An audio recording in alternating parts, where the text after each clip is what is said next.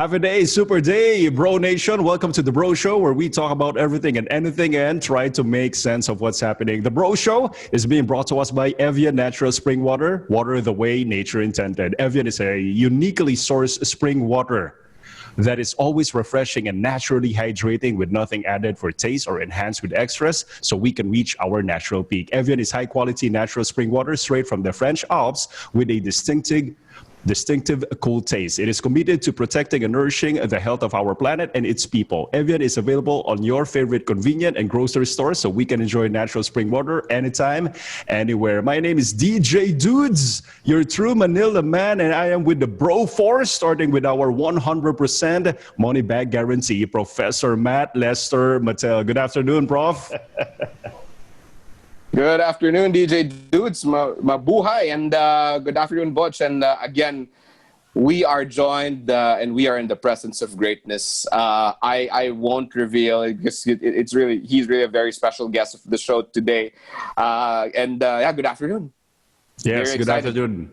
Yes, and to complete our Pinoy Bureau, 100% all natural ingredients, Bojo Molina. Ito na naman tayo, dudes. Good morning sa lahat na nakikinig dito sa 101.9 FM on the Bro Show. And of course, sabi nga ni Prof. Matt, this is Mr. 100%. I grew up watching 100%.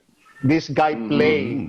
And of course, talagang may mga teams ako sinusuportahan and nandun siya sa team na kabila, na-frustrate ako. Ang ginawa ko, I just followed his team afterwards. So at least I'm winning already.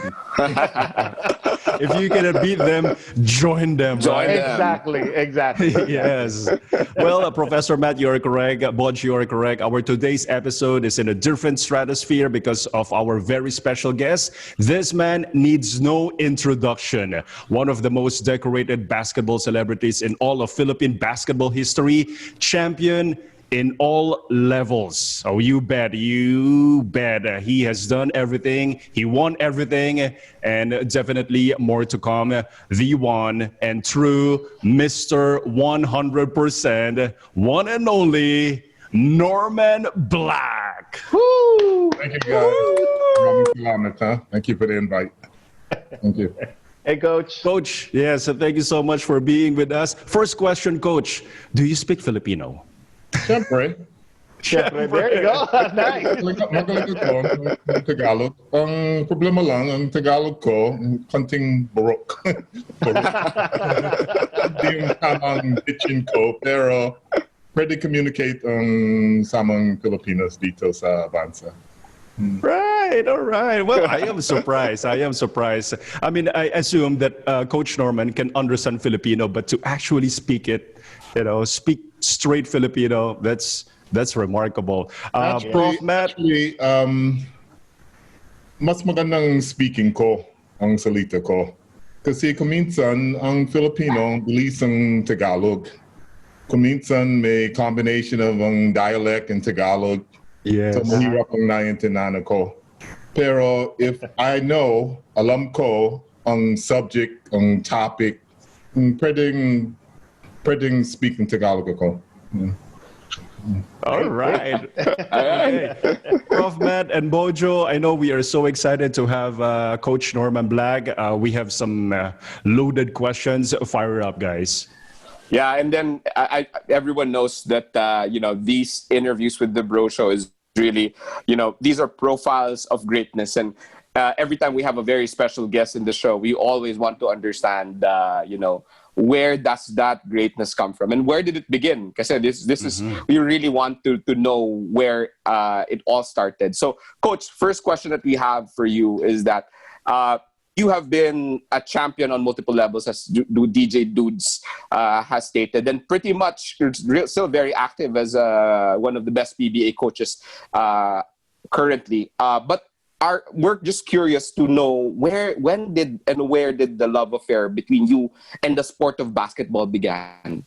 How did you got into the sport? I got into the sport of basketball basically because of rejection. I started playing basketball very, very late when I was 14 years old, 14 and a half to be exact.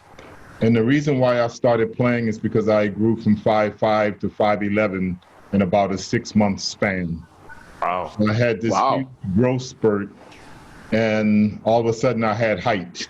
I was a 6-footer already, and I was only 14 years old. So I had never played basketball before. I was a baseball fan and a professional, I should say, American football fan, not a soccer fan. And those were the two sports that I played, football and baseball. And I was actually pretty good at baseball when I was young. The only thing is, when I started to grow, I started to find out that, basketball was available to me. And I started to realize that I could out-jump and outrun just about everybody. That was my advantage. Ang problema lang, walang skills. I had no skills. I couldn't dribble. I couldn't shoot. I couldn't shoot with my left hand. I mean, I was just an athlete. That's all I was. So I tried out for the freshman team when I was in the 9th grade in high school. And I tried out basically because everybody else was trying out.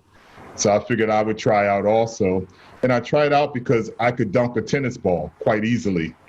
And nobody else could really do that at that age. So I tried out and found out that I wasn't good enough. And on my birthday of all days, November 12th, I got cut from the team. Oh. My freshman What a birthday present, huh? Yeah, that was a hell of a birthday present on the way home on that bus ride on the way home. And I was determined after that to prove to everybody that I could play the game. So I spent the entire off season in my recreation center learning how to play. And by the time I reached my junior year in high school, I was already all league and all city. I was my leading scorer and leading rebounder on my high school team. We were ranked number 2 in the city of Baltimore. And everything really grew from there. I was able to get college scholarship offers by my senior year. My senior year, I was first team All-City, and I was able to get a college scholarship offer to St. Joe's University in Philadelphia, where I played for 4 years. I had a very productive career there. I was MVP of the league 1 year and ended up the 2nd leading all-time scorer in the history of the school. And also made it to the Hall of Fame, not just in my university, but also in Philadelphia College Basketball Hall of Fame. And from there, I played for the Detroit Pistons for a very short time. I got a cup of coffee during the 80-81 season. And they picked me up towards the end of the year for a 10-day contract. They kept my rights, brought me to the Summer League, which took place in Los Angeles at that particular time. And I played through the entire Summer League, was scheduled to go back to regular camp. This would have been the year that Isaiah Thomas and Kelly Tripucka would have come in as freshmen, as rookies. Yeah. And after the end of the last game of the Summer League took place in Los Angeles, California. We stayed across the street from the Forum at the, I think it was the LA Park Hotel or something, right across the street. And at the end of the last game, as I was walking off the court for the Detroit Pistons in the Summer League, I got approached by Jamie Mariano, who was a coach for, I think, Great Taste at that time. Great Taste. Yeah. And he just walked out of the stands, walked to the court, and asked me if I wanted to play in the Philippines. And that was my first introduction to Philippine basketball. I actually thought the Philippines was in South America. I had no idea what it was. I didn't know it was in Asia. I knew it was a warm country. And so I figured it was in South America because most of the countries in South America are warm. And I actually told him no initially because I really wanted to go back to camp. And after about a week of reading up about the Philippines in the encyclopedia, at my house in Baltimore. Where's the Philippines? Yeah, I went home to Baltimore, Maryland. I went back home after the summer camp and the summer league, and I was looking up there. Hey, maganda. Beautiful place. Say that because I didn't know any Tagalog, but I was saying, wow. First, there were 2 Air Force base and Naval base here. The majority of the people here spoke English. I played a short time in South America, in Venezuela, in a tournament where I represented the United States, and nobody spoke English there. Nobody. So I was like, wow, they speak English in the Philippines. That's a good thing. And then there are a couple of Army base, Naval base, and Air Force base here. And I was thinking, okay, it sounds good. I mean, plus it was warm. I don't know whether you know it or not, but American players love to play in warm weather. I'm sure they're loving it right now. Yeah. I mean, we hate to play in cold weather. It takes you 30 minutes just to get warmed up when it's cold all the time. And you know, during a regular season, the games are always played in the cold. In the winter.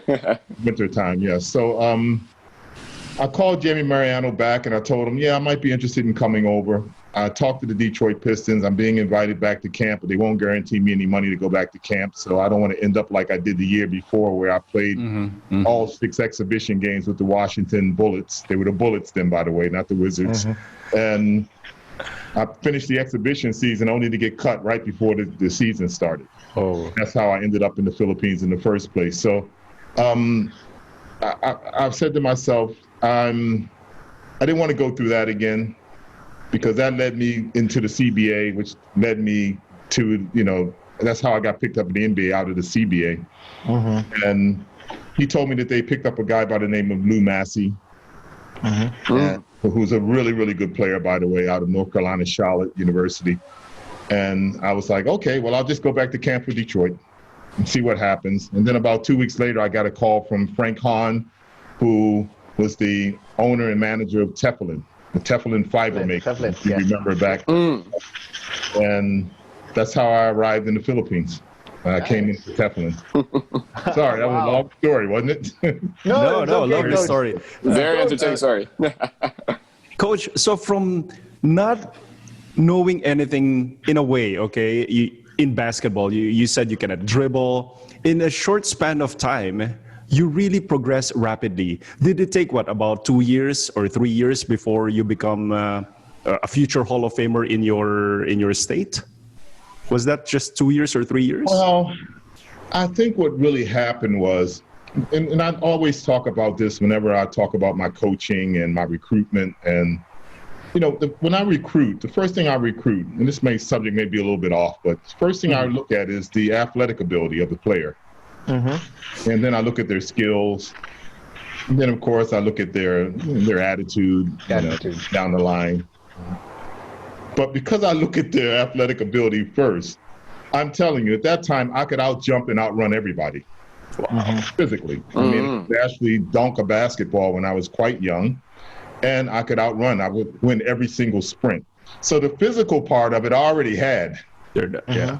So I just had to learn some skills. And my skills in the beginning were basically, you know, I could score inside, I could rebound the basketball, I could dribble in a straight line, but don't ask me to dribble sideways. I could get a rebound and dribble fast up the court and shoot.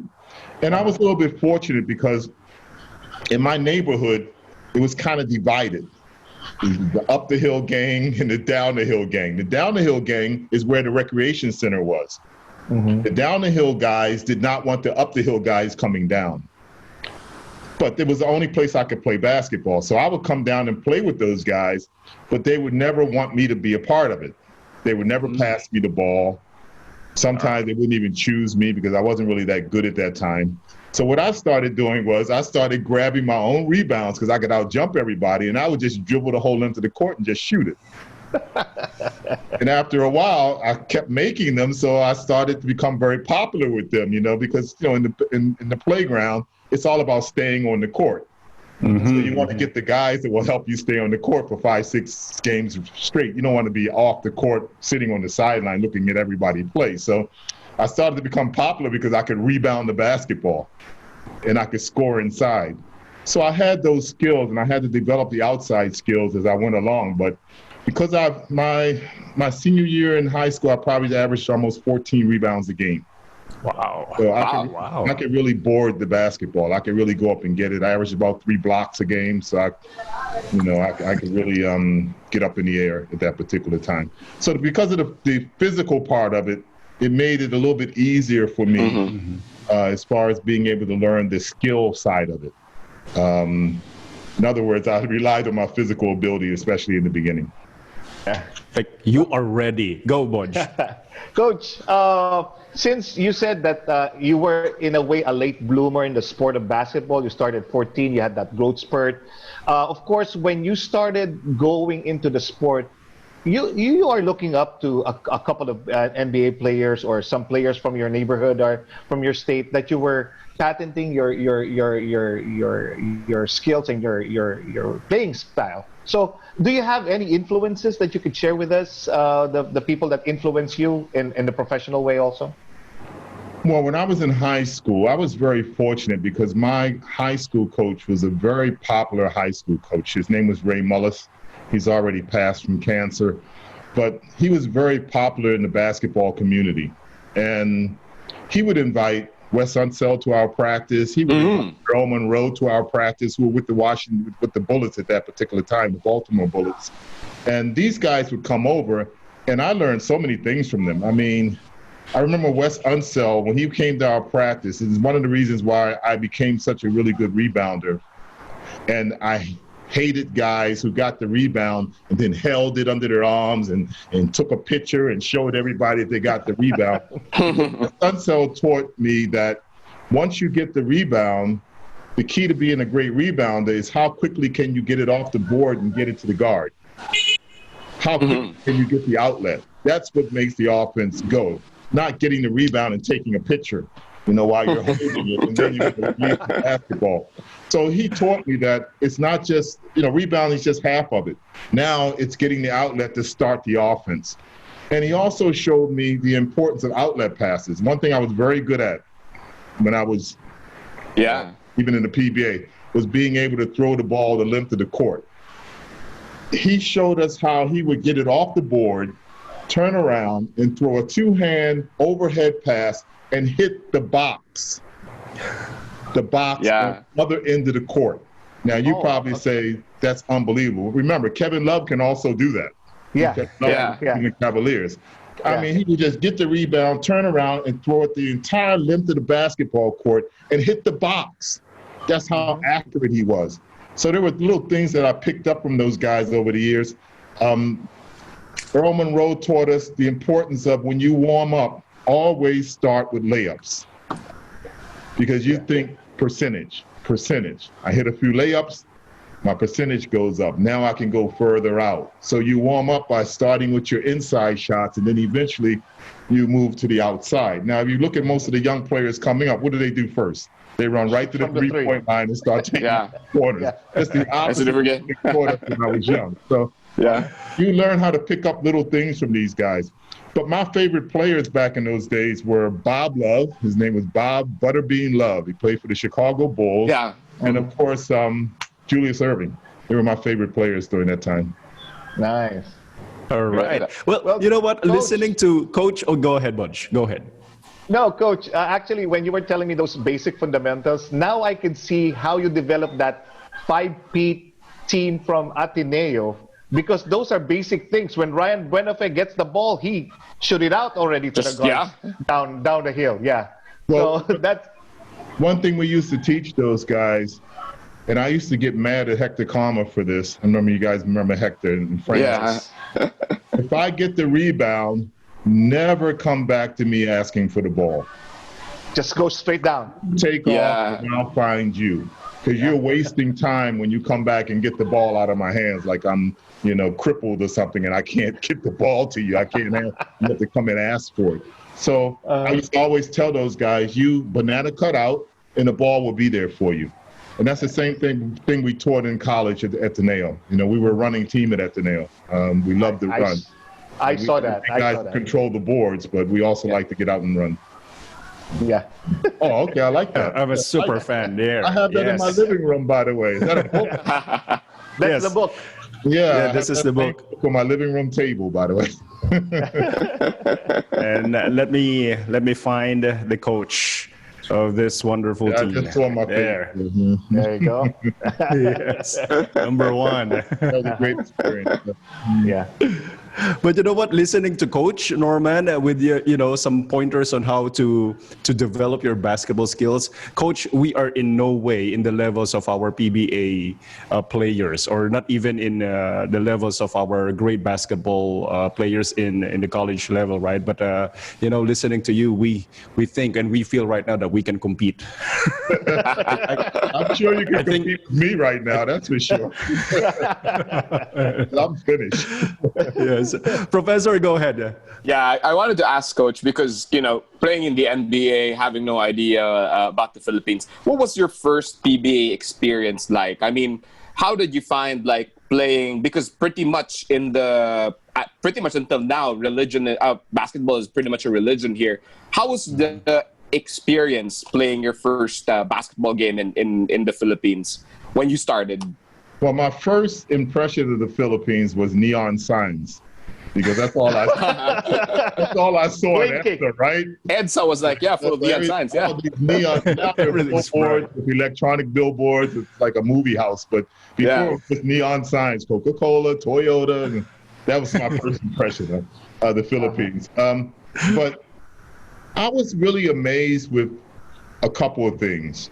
I was amazed with the support for Toyota and CRISPR. Mm-hmm. That was just blew my mind. The fact that normally in the States, if I'm playing for a team and we're playing at their gym, of course, their gym will be the majority of the people, etc. They come to my gym, our gym will be the majority of the people, etc., etc. But when it's Toyota CRISPR, it doesn't matter what gym it is. It's like in network today. Everybody's for Toyota or CRISPR. The only time it's split is when they play each other. Yeah, exactly. That was the first thing that I was amazed about, the popularity of Atoy Ko and Philip Cesar and Abik Udavin and Sonny Jaworski, Mon Fernandez and Arnie Twalas and all those guys, Francis Arnice. And then the second thing was the Ateneo LaSalle games. Yeah. I had nothing to do with the UAP that time, but for some reason, I watched every Ateneo LaSalle game every single year because it didn't really matter who was the favorite. Either team could win. Mm-hmm. And it was just fascinating to see those two teams fighting each other, not knowing that years later I would actually be a part of it. Yeah. So those be a big part of that. Really stood out as far as basketball was concerned. And the fact that I come from a country where we basically are a three-sport nation. I'm not going to degrade hockey, but it's mostly, football, basketball, and baseball are the major sports in the United States. And that was not the case here in the Philippines. I mean, the Philippines is basketball and then boxing, basketball, boxing. I mean, it's mostly basketball, in other words. And that's unusual because in the United States, basketball is not the number one sport. I would think that football would be the number one sport. Baseball used to be the number one sport. I think American football has surpassed that. And if you look at it right now, the way things are going, basketball is the number one sport because they've been able to solve the problem of the bubble. That's right, yeah. The league is going strong because of it. Great. Budge, go ahead. Okay. Coach, so when you were telling us you mentioned a lot of iconic PBA players and everything like that, and playing against them and with them also. Going back to your experience in playing and being one of the most efficient, you got the moniker of Mr. 100%. How is it feeling that you're averaging 51 points a game on a league that is actually talent-laden also at the same time? And it's 51 points, may it be outside or inside, still Philippine basketball is one of the most physical, if not most physical game in the world. One of the most physical players, actually, the Filipinos. Well, I've always been a scorer. Like I said, I led my high school in scoring and rebounding my last 2 years in high school. I once scored 72 points in the recreation league. Wow. I scored 53 points in the CBA in one game. I'm sure I had at least 2 35-point games in college. I've always loved the sport of basketball. I've never been known as being a shooter. In other words, when I was coming up, there was no three-point shot, if you remember back in those days. So our whole attitude was, how can you score the basketball? If it meant me scoring 20 layups on you, well, I'll score 20 layups until you stop me, and then I'll start shooting from the outside. I've always been good enough from 18, 20 feet in to keep the defense honest. In other words, they would always guard me because they knew I could hit the shot. But my game has always been going to the basket. So I was a little bit amazed. I mean, I remember 1981. It was the first time anybody had averaged over 50 points a game in the PBA. And I didn't really know why that was happening. I always thought that it was more not because so much the skill, but more because of conditioning. The fact that for the first time in my life, I could actually play the entire game without the coach taking me out because I played 40 minutes a game. And, you know, my teammates looked for me. They found me. And I always felt as though, even up until almost the very end of my career, that I was in better shape than anybody in the league. I felt I could outrun anybody. I always tried to get to a point in the middle of the third quarter where the guy guarding me didn't want to guard me anymore. Because I was running until he finally just said, I'm tired of this already. I remember what used to happen to me, particularly with the Sonny Jaworski teams, is that Tito Loizaga was the best defender on me. If you look at their teams, he handled me the best. If you got my opinion, if I give you my opinion. But what Sonny used to do was he would put Mamaril on me. He would put Ducat on me. He would put Terry Cedano on me. And, you know, normally those guys would be gone by the second quarter or the third Barbecue chicken. They'd be fouled out already. Then he would put Chito on me somewhere in the middle of the third quarter. You know, so it's like, guys beat me up. Now here comes Tito Loizaga, who's their best defender to defend me. So I always took pride in my conditioning, making sure that I was in better shape than everybody. And I think that was one of the big keys to my success. I think if you would ask anybody who played against me before, they're not going to say I overwhelmed them with talent. They're going to probably just say that I outran them and outworked them. Always 100%. Well, we can see right now that Coach Norman is still fit, you know, still ready to play basketball.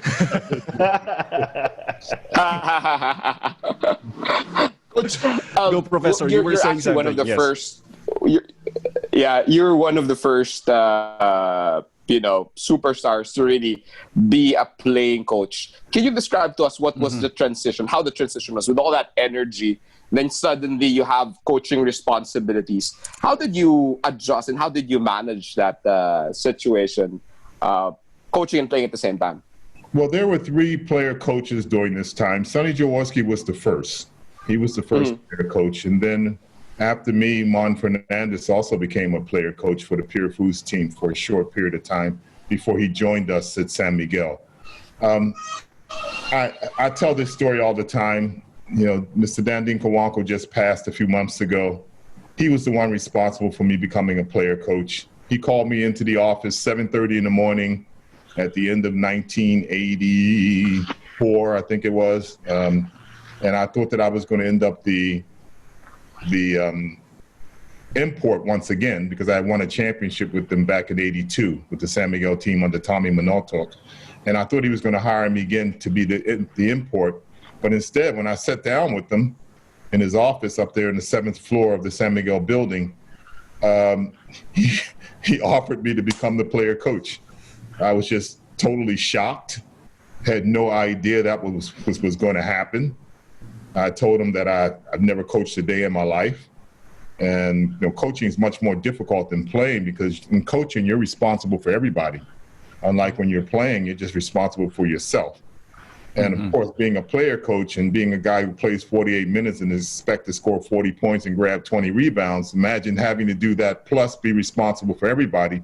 That doubles up the difficulty of your job. But he convinced me that I had the capability of doing it, and he had confidence in me, and he gave me the job. He basically hired me to become the player coach. And luckily for me, I was backed up by Derek Pumaran, Pilo Pumaran. These are my assistant coaches back in those days. And those 2 guys, both who had worked with the NCC program under Ron Jacobs, they really helped me out a lot as far as being able to just concentrate on playing while they took care of the bench. In other words, it's very difficult to score 40 points and grab 20 rebounds and then be calling every timeout or making every substitution. So I basically left that up to Derek during game times. Only time I really interfered is when I was upset with the player. Not say, get his butt out of the game, you know, say, get him out of here, or call a timeout. Sit him out. Otherwise, I was responsible for the strategies. I was responsible for practice, preparations. Once that game started, having both Derek and Pilo there allowed me to be able just to play and to play well. Coach, I do have a question. I mean, you have touched this topic already earlier. When you recruit your players, I mean, of course, as a coach, you have to form your team. You said that you, of course, look for skills, you look for the conditioning, and then you look for the attitude, right? But on the actual recruiting, what is your process in getting a player or a prospective talent to go and buy into your system and then to join your team? I mean, do you go to their place? Do you invite them for a coffee? How do you do that? Well, let's talk about the college ranks, because remember, in the pros, basically my recruitment is restricted. Mm-hmm. Not like in the NBA where there's unrestricted free agency and you can go out and recruit guys as long as you can pay them what they want to earn. And no, you can't do that in the PBA. Everybody's a restricted free agent. So if that other team doesn't want to trade them or release them, then you're not going to get them. So basically your only form of recruitment is through the draft. And unfortunately for me, my Morocco teams have not been great, but they haven't been horrible either. So we're always somewhere in the middle. So you're never going to be in the middle and get the top draft pick, in other words, unless you go out and buy it, which we haven't done. So it's a little bit difficult to recruit in the pro ranks because you're just restricted in what you can do. Now, in college, that's a completely different story. Okay. I took over at Ateneo. Obviously, I inherited a good team. Imagine I had LA Tenorio. Good. Those players were recruited before I came along. What happened after I joined the team was both myself and Paulo Trillo, who was the manager at that time, we were able to establish a network amongst the Ateneo alumni, because the Ateneo alumni are very involved in the basketball program. Not so much financially, it's really MVP who takes care of that side of it, but they just follow the program and they love the team and they support the team and they go to all the games. And a lot of them, they fly in during game days. A lot of them live in Mindanao, a lot of them live in the Visayas, a lot of them live up north, but they just come in just for the games. So they are well aware of all the talent in their areas, in Cebu, in Bacolod, in Cagayan de Oro. They know the talent in the high school level. So what they would do is they would tell us, hey, we have this good kid here playing in Cebu. Why don't you come down and take a look at him? Or we got this kid playing in Xavier in Cagayan de Oro. You need to come take a look at him. So what Paulo and I started doing is we started going all over the country. I don't know whether you noticed, but if you look at the makeup of our teams after my first 2 or 3 years, a lot of these guys didn't come from Metro Manila. They came from out. So we just had a system where we made sure we recruited the best players coming out of high school in Ateneo here in Manila.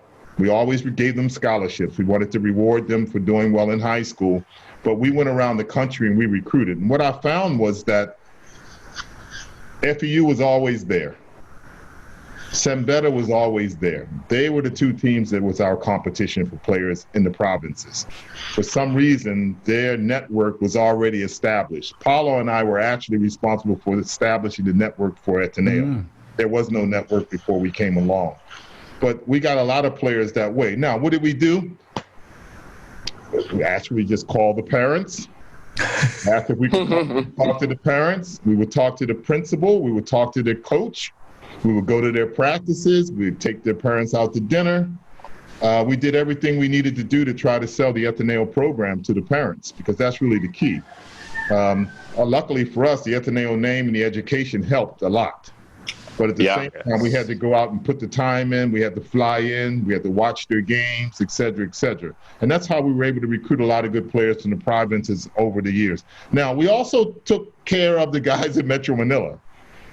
But we just had one restriction. They had to be willing to study. Not protect any guy who wanted to go to Ateneo who did not want to study.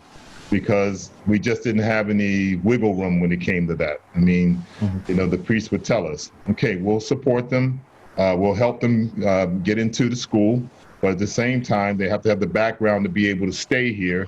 And then once they get here, they must go to class and do their work.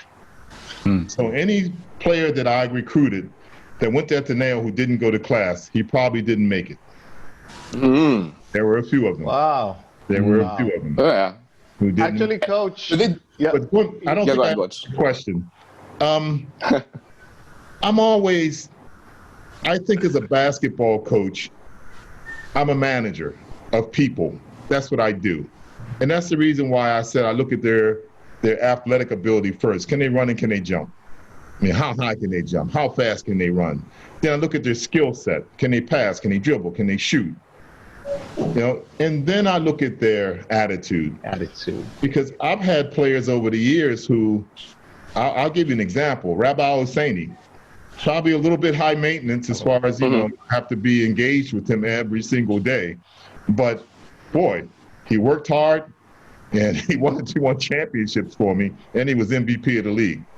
Imagine if he was high maintenance and I said, I don't want to have him because he's high maintenance. Well, he wasn't that much of a problem because he was MVP of the league. He led us to championships. All I had to do was find a way to manage him and have a relationship with him. And that's the responsibility of the coach. So I think you have to combine all those things when you're recruiting, but I don't think you can turn guys down because maybe they have a little bit of a high maintenance problem or they have a little bit of an attitude problem. I think you have to try to find a way to manage them and get the best out of them. Great. Yes, Prof. Budge, go ahead. Yeah.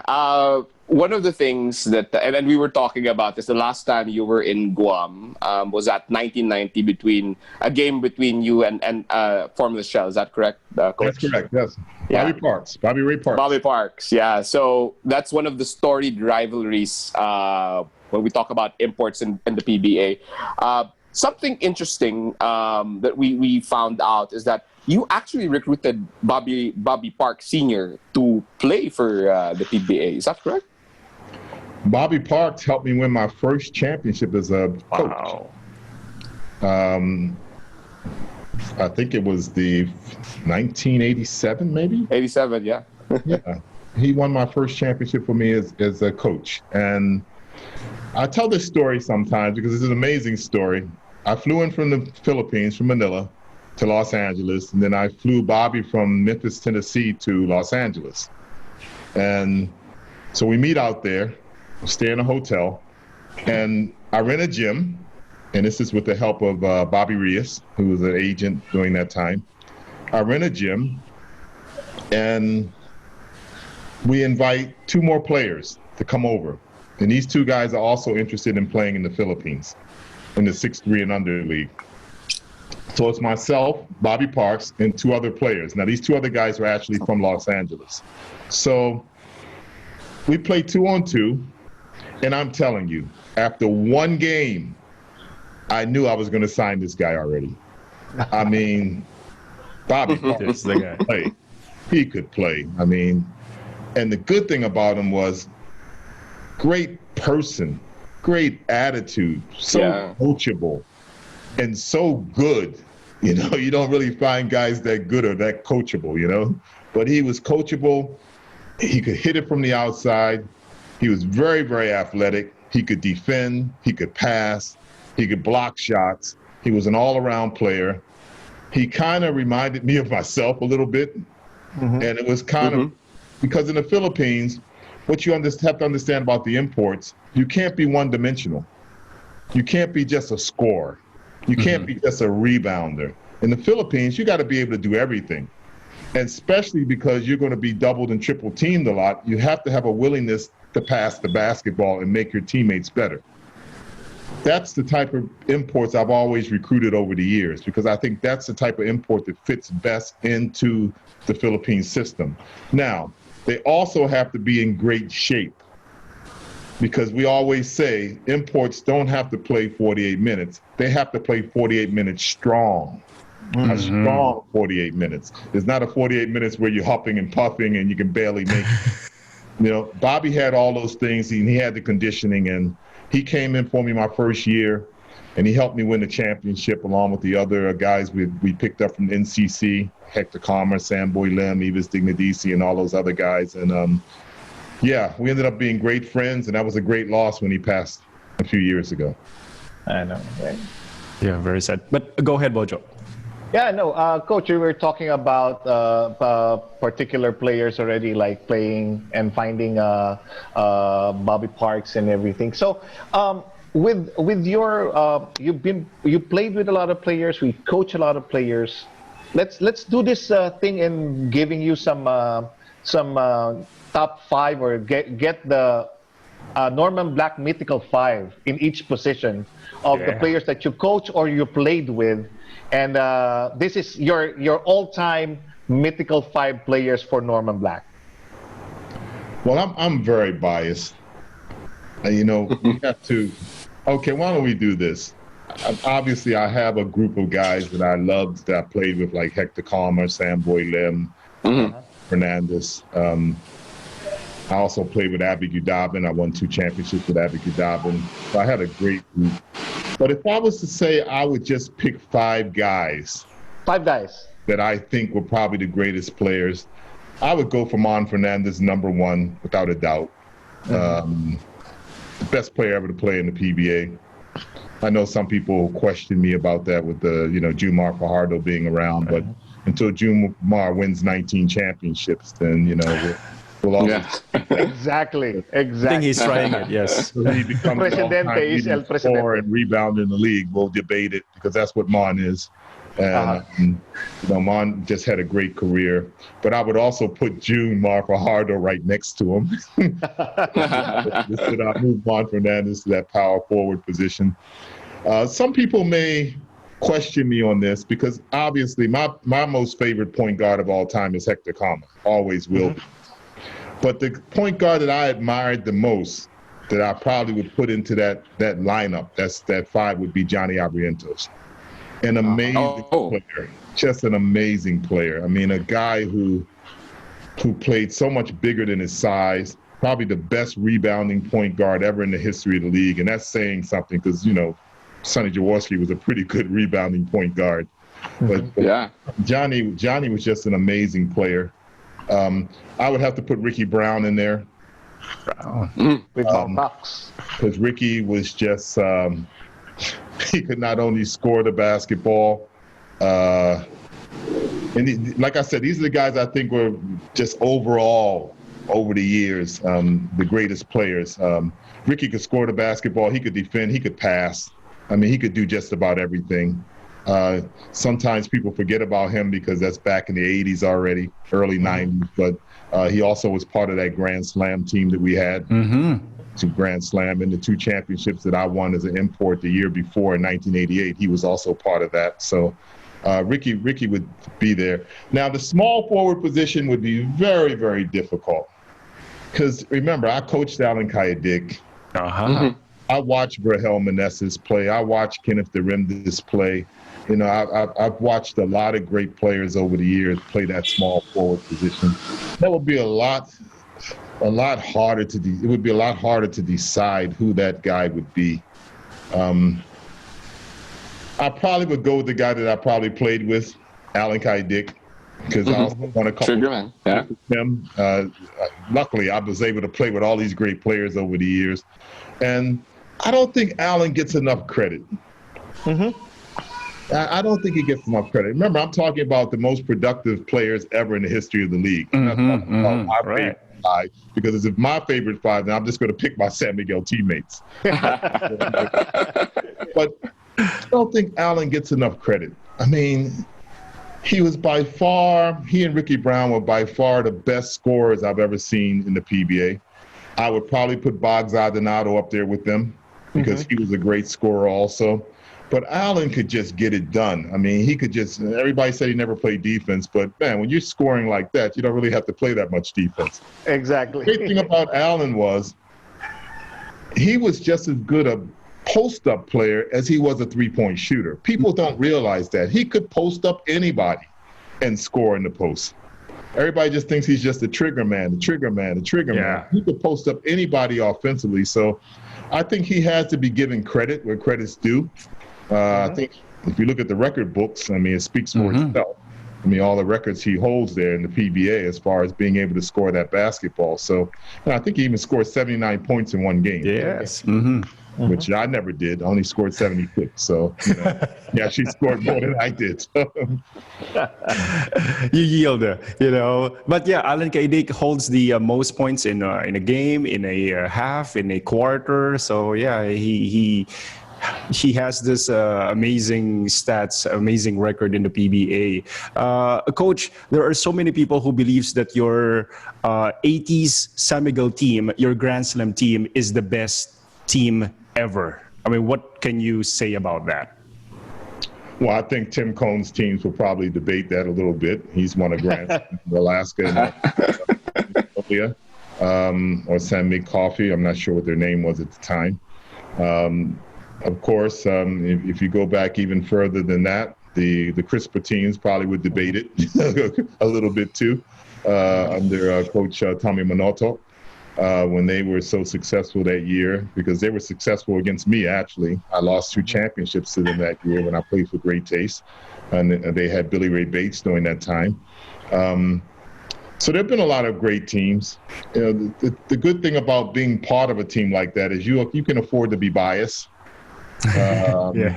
We would have always thought that we were the best. People don't really remember, but I won a championship with San Miguel, first conference and third conference of 1988. And then they changed the height limit so I couldn't play in 1989. Oh. And we won Grand Slam in 1989. We won one conference with Michael Phelps, and then we won the next conference with Enos Watley. Boy, it would have been nice to have been part of that Grand Slam team. Right. But the thing I always say about our team was the fact that we didn't just win a Grand Slam. I mean, I think we won 4 in a row. Yeah. 4 Was it 5? 4 in a row. 6 out of 7.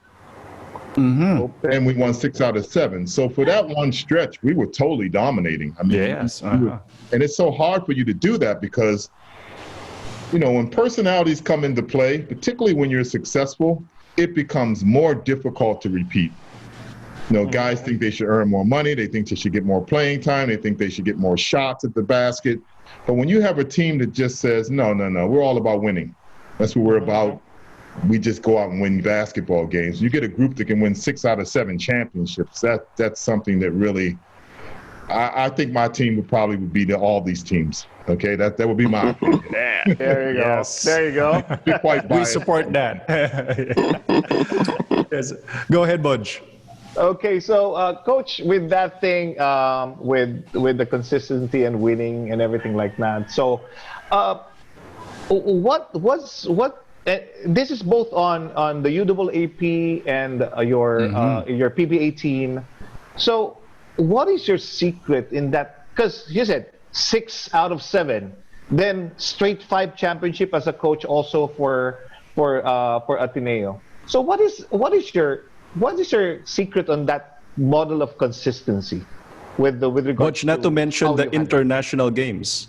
Correct. Yeah. Also, to include that also. So what is your secret on that? Is that a secret that you can share? As a coach, managing people is very important. Knowing what buttons to push, having a relationship with them so that you can get the best out of them. Motivating them to give their best every game when they're out on the court, and more importantly, to give their best every practice, because that's where you win basketball games. You win them in practice when you're preparing and you're getting yourself in great shape. I think those things are very important as a coach, but as a former player, talent is really important. Talent, yeah. I mean, I played for a long time, high school, college, professional, and I never remember the coach ever walking on the court and grabbing 1 rebound for me or scoring 1 basket for me. Once the game started and that ball was thrown up, is basically the players against the players. That's what it's all about. And the production of the players is going to be the key. So I can be the greatest coach in the world. I haven't won a championship in 5 years, I think. And like I said, I personally feel if I could have my own recruiting system in Morocco right now, in other words, I wouldn't have to follow the PBA recruiting system, I probably could recruit some players to come in and play for me. They can help me win games. So players are the key. That's why they say, the coaches take the blame when they lose, the players get the credit. It's true. It's really true, because the players, once they enter the court, it's their production that will decide whether you win or lose or not. Coaches will have a say. They'll have to call a timeout. They'll have to call a play. They have to make a substitution. Their preparation before the game and after the game is also very important. But, hey, it's really nice if you got Alan Kayadick out there scoring 79 points. You got Ricky Brown out there scoring 6-7 threes. Or you got Mon Fernandez getting a triple-double for you. Hey, that helps you win basketball games. So any coach that says that it's because of him, he needs to have a reality check. Yeah, he's part of it, but if you don't have the talent, you're not going to win. So I would credit that as probably one of the keys to my success, the fact that I have coached really good players. Even a year that I coached at Santa Lucia and I won a championship there. Look at the guys I coached. I had Twin Towers. I had Marlon June and Dennis Espino. Oh, Dennis, yes. As my center and my power forward. Are you kidding me? Like 6'9", 6'7", across the front line. Exactly. Paulo Mendoza is my shooter. So you need talent to win. And that's the bottom line. And that's a key for me. I mean, that's why I say that it was a little bit easier for me to build my team up at Ateneo, because I had a free reign on who I could recruit. There is no restrictions when it comes to recruitment in college, where we definitely have a recruitment system in the PBA that we have to follow. Great. Coach, you mentioned about recruiting in the PBA, and earlier you just came from a practice when you started the show. A four-man practice, by the way. Sorry, informal practice. No, four-man practice. Okay. Yeah. Four-man. Okay. Great. We just have to clarify that. Yes.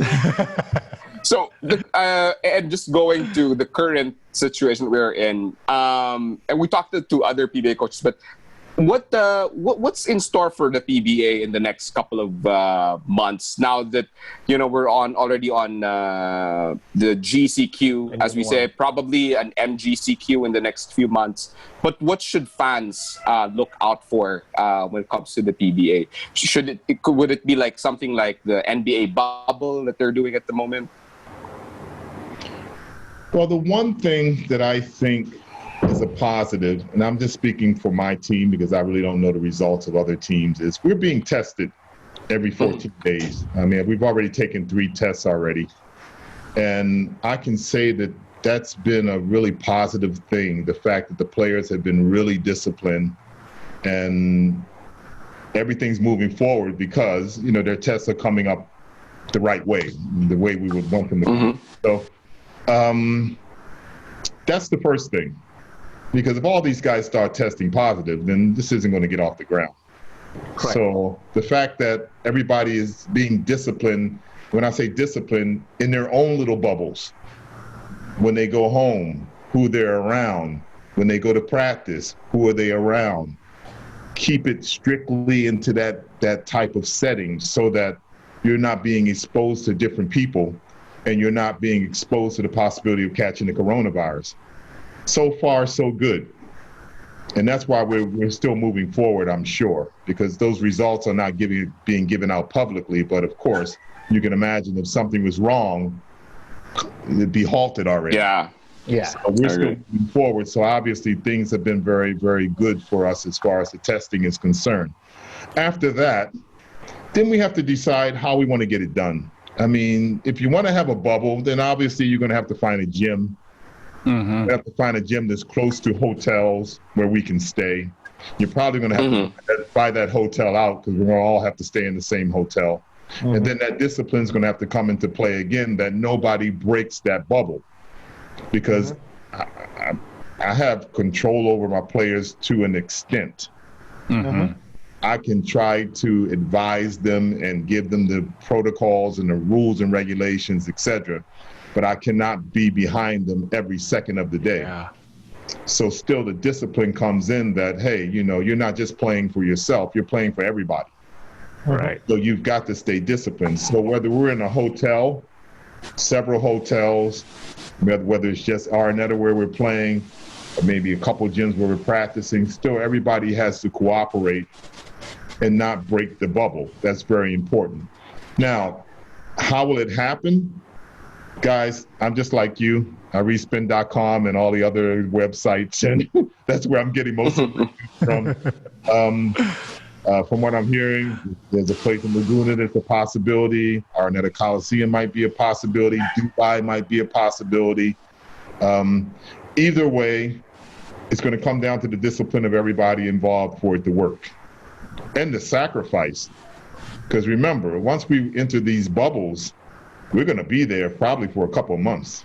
Yeah. Tournament is finished. So everybody's going to have to be disciplined and not break protocol, so to say. Right. I keep repeating that, but that's just the way it is. As to how we're going to proceed, I have no idea at this moment. Nobody is really giving us any type of indication that we're one way or the other. What we're trying to do right now, and we're very, very lucky and fortunate, I'm finding that out right now, is that because we have our own gym, remember Meralco has its own gym. Yes. Yeah. Meralco gym, yeah. We actually control the gym the entire day. So we can go from 8 to 4 or 9 to 5, and we can get everybody in the gym the entire day because we only allow 4 at a time. So each guy, 4 guys can have their 2 hours every single day of the week if we want, even though we're only going 5-6 days a week. Other teams don't have that luxury, type of situation, that luxury, yes, because you know they're practicing in subdivisions, they're practicing in courts that they have to rent out, so they have to fall also under the protocols of that particular court. So we're hoping we can use that to our advantage and get ourselves in great shape and be ready to go when they tell us we can play again. But I don't know how that's going to happen in the immediate future.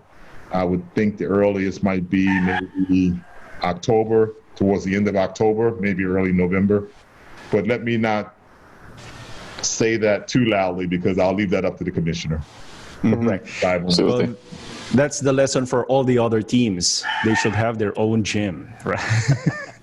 Well, Meralco Gym's been there since I was. Yes. I practiced in the 1989 Grand Slam team used to practice in the Meralco Gym. Oh, wow. Where we practiced. So it's been there for a long, long time. Coach Norman, you are so generous for with your time. Thank you so much. But if you have several minutes, we still have about a couple of questions for you. I hope that is okay. Shoot. All right. If there's any, only if there's any, okay? If there's a thing or a strategy or an approach, the way Filipinos play basketball, what would you change about the way we Pinoys play basketball? Nothing. Just like I would not change anything the way the Americans play in the States. It's the way we play. And I think that Filipinos have rhythm. The one thing I've noticed over the years, because I've traveled a lot in Asia, is the fact that you go to any Asian country and Filipinos dominate the music scene. You see them singers, you see the band members, they're all over the place because they have rhythm. Basketball is a game where you need rhythm to be able to be successful. It's not a robotic game. And the way the Filipinos play, they play the game with rhythm. You look at a Terrence Romeo and you say, my gosh, this guy's dancing with the basketball. Stanley Pringle, he's dancing with the ball. L.A. Tenorio, he's out there skating around the court with the basketball. He's got rhythm on the court. Johnny A. I know a lot of people would say maybe we would want the Filipinos to be a little bit more structured or be more like the Europeans. Well, we're not Europeans. We're Filipinos. So why not just be ourselves? Anyway, we have very good players. If you were to ask me personally, I played against, I'm sorry if I tell a little story for you. I played against the Chinese national team 3 times. This is their national team over the years when I was a player. Against them in Leyte, in the province, for the birthday of Melda Marcos. That was back in 1982, I think. And they could go legal at that time. And I played against them again at the Ninoy Aquino Stadium. Okay, and then of course I played against them with Mon Fernandez, and we played against them in Phil Sports Arena. And we're not the Chinese team. We're a rhythm-oriented team. We beat the Chinese national team all 3 times. And the reason why we beat them is because one team was reinforced by Bobby Parks, one was reinforced by me. Bobby and I dominated the rebounds. I think I had like 26 rebounds against the Chinese and 28 in another game. The one in Leyte about 24. And I found that the Filipinos, that's all they lack. They lack size to control the paint. You control the paint, you control the game. You can talk about 3-point shooting all you want, but the teams that control the paint are the ones that win games. And because we just controlled the rebounds, we didn't allow the Chinese to control the rebounds, we actually won those games. So why do we have a naturalized player? We have them before that fact. If we get a naturalized big who can't rebound, then that's pitiful already. I mean, if nothing else, if ever we recruit a naturalized player and he's a big guy, he's got to be able to rebound the basketball. So you take that size or that ability to control the paint and you put it with the rhythm, the natural rhythm of the Filipino player, and it's ideal. The problem is we don't really have that size to go with that rhythm, except for maybe a Jumar Fajardo, Japet Aguilar. You know, it's coming. It looks like it's coming. Kai Soto. Kai Soto, yes. Kai Soto, yeah. Edu from London. Yeah. So it seems like it's starting to come in, but the size is coming in. Yeah, you put the size with the rhythm. I wouldn't change anything. I know some coaches say we need to be more disciplined and we need to do more movement and too much one-on-one basketball. Yeah, well, the best players in the world are Americans, and also all they do is go pick and rolls and one-on-one. Right? But right, they have yes. the size and they have the athletic ability to get it done. So nobody says anything to them. If you study the European game, you have to be impressed because they have so much deception. They have so much movement. They have so much, you know, they're doing one thing just so you'll do something so they can do something else. And then you see that they have talent to go along with that, but you transfer that to the U.S. game. The U.S. game's just running pick and rolls and isolations. They're wing attacks and pick and rolls. That's basically what they're doing, whether it be attacking the single side, attacking the double side. It doesn't really matter. They're coming in the middle, some of them on the side. You know, they just have early attacks is what they're doing. Okay, they're using their athletic ability and their size to be able to get that done. So, yeah, I wouldn't change anything. I would try to get our bigs to be, you know, a little bit more flexible. As you can see around the world, bigs just don't stay inside anymore. They get out in threes. You know. If we have bigs coming up, let's not always put them in a box. You know, our problem is as soon as you're tall in the Philippines, hey, you play center. Yeah. That's our attitude. Hey, you got to play inside. You stay inside. I'll stay out here. Yeah. Coach, I love the answer. Go ahead, Butch. Just picking up from what Coach said, make our bigs position-less basketball players still. So they could shoot from the outside, they could defend at the same time. Defense is one of the most important things. But I like what Coach said also. Yeah. Do not change what you are given, just enhance it. But that was a strange analogy with the with the bands and all that stuff. But, Yeah, that's true. Oh, yes. Connected, rhythm, yes. what can I say? That's the way it is. Yeah. Butch, Professor, any last questions to Coach Norman Black before we drop the Miss Universe question that we have? Well, for me, I just want to thank you, Coach, for giving us your time. I know you're a busy person. I know you're preparing for the next seasons of the PBA or the leagues that you're in it. But thank you very much, and thank you very much for developing young Filipinos to be not only basketball players. I like what you said in Ateneo or the schools that you handle. They have to study, which is really important. You're developing men, not just players, but you're developing men. Thank you very much. Right. Thank you. Prof? Yeah, and thank you, Coach, for really taking an hour of your valuable time. And one thing I learned about Coach is that, not only basketball fans can learn from this, but, professional managers can really learn from what Coach has said. It's really managing people and really knowing which buttons to push. I think, that's something that all coaches and managers should really apply in their work and their respective sports. So thank you, Coach. Thank you. Yes. Thank you, Coach Norman. Coach Norman, one last question before we let you go. Here it is. How would you like to be remembered? A good player, a good coach, or a good-looking man? Good-looking man, I don't know about that one. Actually, when I was growing up,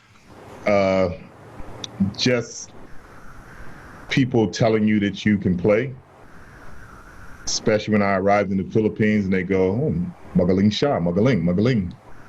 That means everything. Just being known as a good player, particularly in the Philippines, because what I learned over the years is that Filipinos respect players who give their all every game, who perform every game, who are consistent in the way they play. In other words, if you score 31 night, you come back and get 2.